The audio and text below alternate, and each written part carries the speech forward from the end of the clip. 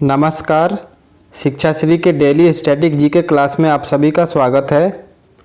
पिछले क्लास में हमने आपसे प्रश्न पूछा था कि माउंट एवरेस्ट के शिखर पर 2 बार पहुंचने वाला पहला व्यक्ति कौन था। Who was the first person to reach the summit of Mount Everest twice. Options थे इसके संतोष यादव, नवांग गोम्बू शेरेपा, जुनको ताबेई या फिर एरिक वेहमेयर। सही उत्तर होगा इसका नवांग गोम्बू शेरेपा। ये वो व्यक्ति थे जो 2 बार माउंट एवरेस्ट के शिखर पर पहुंचे थे। 1964 में वह पहले नेपाली और भारतीय नागरिक थे और दुनिया के तीसरे आदमी थे जो कि नंदा देवी समिट तक पहुंचे थे। नंदा देवी उत्तराखंड में है और वह 1953 के अभियान में सबसे कम उम्र के सदस्य थे जिसने माउंट एवरेस्ट का पहला चढ़ाई पार किया था। बाद में वह खुद 1965 में शिखर पर पहुंचे और 2 बार एवरेस्ट पर चढ़ने वाले पहले व्यक्ति बने। इस तरीके से बी ऑप्शन सही उत्तर है। अब चलते हैं आज के प्रश्नों की तरफ।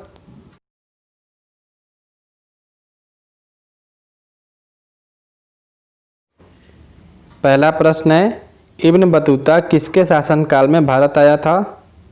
इब्न Battuta came to India during whose reign. Options हैं इल्तुतमिश, अलाउद्दीन खिलजी, मोहम्मद बिन तुगलक या फिर बलबन।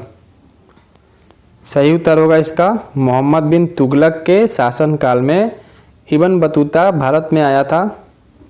मोहम्मद बिन तुगलक जो कि दिल्ली सल्तनत में तुगलक वंश का एक शासक था और गियासुद्दीन तुगलक की मृत्यु के बाद मोहम्मद बिन तुगलक जो कि 1325 से लेकर 1351 ईस्वी तक दिल्ली सल्तनत पे राज किया।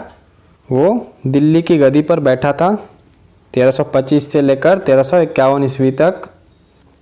अगला क्वेश्चन है, विजयनगर के मध्यकालीन नगर को आज क्या कहते हैं।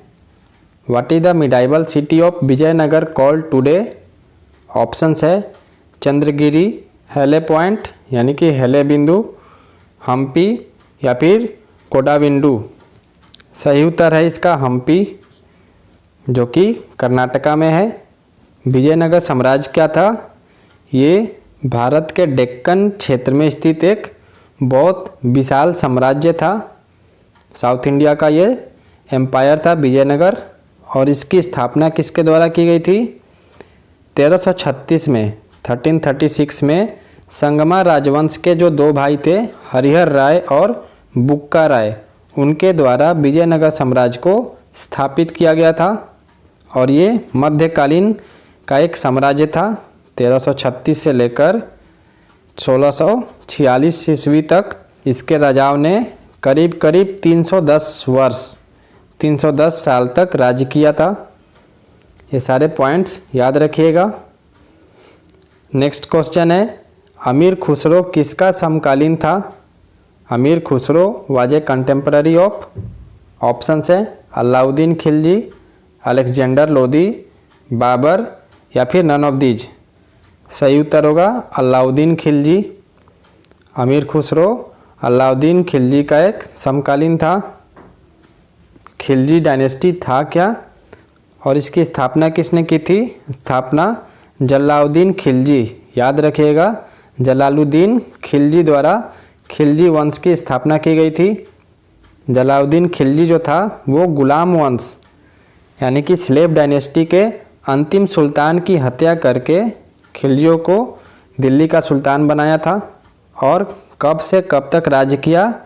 खिलजी वंश ने करीब 1290 से 1320 तक 1290 ईस्वी से 1320 ईस्वी तक राज किया था। और जो खिलजी वंश था उसमें अलाउद्दीन खिलजी जो कि 1296 से लेकर 1316 ईस्वी तक राज किया था, वो सबसे प्रसिद्ध और योग्य शासक था। ये याद रखिएगा अलाउद्दीन खिलजी 1296 से लेकर 1316 ईस्वी तक शासन किया था। वो पूरे खिलजी डायनेस्टी का सबसे प्रसिद्ध और योग्य शासक था। अगला क्वेश्चन है, नारगोल बंदरगाह निम्न में से किस राज्य में स्थित है? Nargol port is located in which of the following state? Option है महाराष्ट्र, केरला, गुजरात या फिर तमिलनाडु। सही उत्तर होगा गुजरात। ये गुजरात में स्थित है। और हाल फिलहाल में ही भारतीय रेलवे ने पीपीपी के तहत नारगोल और हजीरा, जो कि गुजरात में ही है, वहाँ के बंदरगाहों के लिए रेल कनेक्टिविटी के कार्यान्वयन का प्रस्ताव रखा था। गुजरात का कैपिटल क्या है? गांधीनगर। गवर्नर यहाँ के आचार्य देवव्रत और चीफ मिनिस्टर कौन है? विजय रूपानी जी हैं। अगला क्वेश्चन है, निम्नलिखित में से किसका गलत जोड़ा बनाया गया है? Which one of the following is wrongly paired? Options हैं केरल करगम, गुजरात गरबा, पश्चिम बंगाल जतरा या फिर उत्तर प्रदेश नौटंकी। बताना है कि कौन सा जोड़ा जो पेयर है ये यहाँ पर गलत पेयर्ड है। तो यहाँ पर जो गलत है वो है केरला करगम, क्योंकि करगम जो डांस है फोल्क डांस ये तमिलनाडु में होता है, ना कि केरला में। ये तमिलनाडु का एक फोल्क डांस है, ना कि केरला का है। बाकी का सब सही है। गुजरात का गरबा, वेस्ट बंगाल का जतरा, उत्तर प्रदेश का नौटंकी। अगला क्वेश्चन है, मिस यूनिवर्स पुरस्कार की पहली भारतीय महिला विजेता कौन थी? Who was the first Indian women winner of miss universe award? Options हैं ऐश्वर्या राय, लारा दत्ता, सुष्मिता सेन या फिर प्रियंका चोपड़ा। सही उत्तर होगा सुष्मिता सेन। ये मिस यूनिवर्स का खिताब जीतने वाली पहली भारतीय मूल की महिला थी। और इनको कब मिला था मिस यूनिवर्स का पुरस्कार? 20 मई 1994 को इनको मिला था। अगला क्वेश्चन है, मैरी क्यूरी को 2 भिन्न नोबेल पुरस्कार किन भिन्न श्रेणियों के लिए मिला था? In which categories did Marie Curie win her 2 different Nobel prizes? Options हैं भौतिक तथा रसायन यानी कि फिजिक्स एंड केमिस्ट्री, रसायन तथा औषधि, भौतिक तथा औषधि या फिर रसायन तथा शांति। सही उत्तर होगा इसका भौतिक तथा रसायन, फिजिक्स एंड केमिस्ट्री के लिए उनको 2 भिन्न पुरस्कार मिले थे। और ये पहली महिला थी जो कि 2 बार नोबेल प्राइज जीती थी। अपने पति के साथ मिलकर उन्होंने 1903 में भौतिकी के लिए नोबेल पुरस्कार के आधे से सम्मानित किया गया था उनको, बेकरल द्वारा खोजे गए सहज विकिरण में उनके अध्ययन के लिए। पहला ये था। और दूसरा पुरस्कार उन्हें 1911 में नोबेल पुरस्कार मिला था। किस लिए? रसायन विज्ञान में, रेडियो धर्मिता में उनके काम के लिए, रेडियो एक्टिविटी में उनके काम के लिए उनको 1911 में दूसरा नोबेल पुरस्कार मिला था। इस तरीके से ये पहली महिला थी जो कि 2 नोबेल प्राइज जीती थी। अगला क्वेश्चन है, लोकतंत्र सूचकांक 2019 में भारत को कौन सा स्थान दिया गया? What is the rank of India in democracy index 2019? Options हैं 41वां, 42वां, 58वां या फिर 51वां। सही उत्तर होगा 51वां रैंक मिला था भारत को। भारत ने लोकतंत्र सूचकांक 2019 में 51वां स्थान प्राप्त किया था। सूचकांक जो ये है इंडेक्स, ये सरकार के कामकाज, चुनावी प्रक्रिया और बहुलवाद यानी कि प्लूरलिज्म, नागरिक स्वतंत्रता, राजनीतिक भागीदारी और राजनीतिक संस्कृति पर आधारित था। ये इंडेक्स को इन सारे पैरामीटर्स के ऊपर देखा गया था, तब जाकर रैंकिंग बनती है। और सबसे ऊपर कौन था रैंकिंग में? तो 9.87 के स्कोर के साथ नॉर्वे सूचकांक में सबसे ऊपर था। और लोकतंत्र सूचकांक किसके द्वारा निकाला जाता है? तो ये यूके की एक कंपनी है, economist intelligence unit, EIU, economist intelligence unit, इसके द्वारा तैयार किया जाता है ये लोकतंत्र सूचकांक। नॉर्वे सबसे ऊपर था, इंडिया का रैंक 51 था। नेक्स्ट क्वेश्चन है, मानचित्र बनाने के विज्ञान को क्या कहते हैं? What is the science of map making called?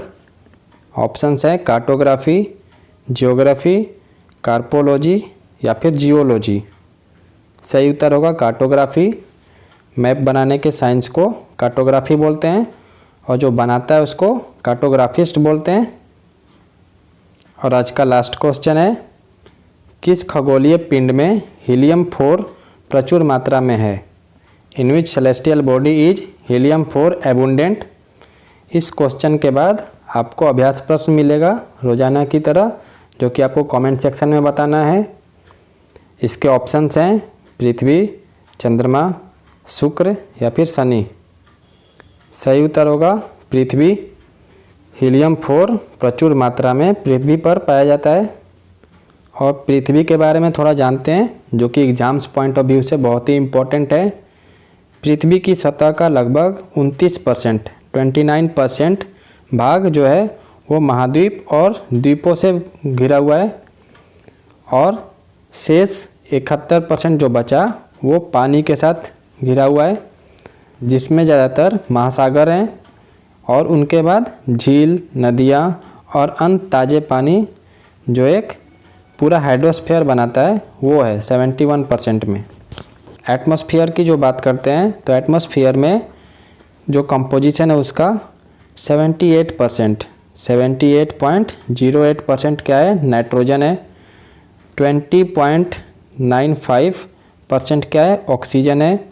1% water vapour है। 0.9% आर्गन है। 0.04% कार्बन डाइऑक्साइड है। इस तरीके से और भी गैस हैं, हीलियम, मीथेन, जो कि पॉइंटों में हैं। ये सारे फैक्ट्स आपके एग्जाम्स के लिए इम्पोर्टेंट थे। अब बढ़ते हैं आज के अभ्यास प्रश्न की तरफ, जो कि आपको कमेंट सेक्शन में रोजाना की तरह बताना है।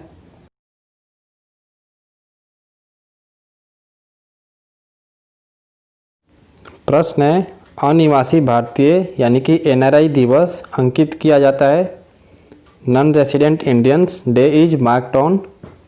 ऑप्शंस हैं जनवरी 14 यानी कि 14 जनवरी, 9 जनवरी, 30 जनवरी या फिर 2 अक्टूबर।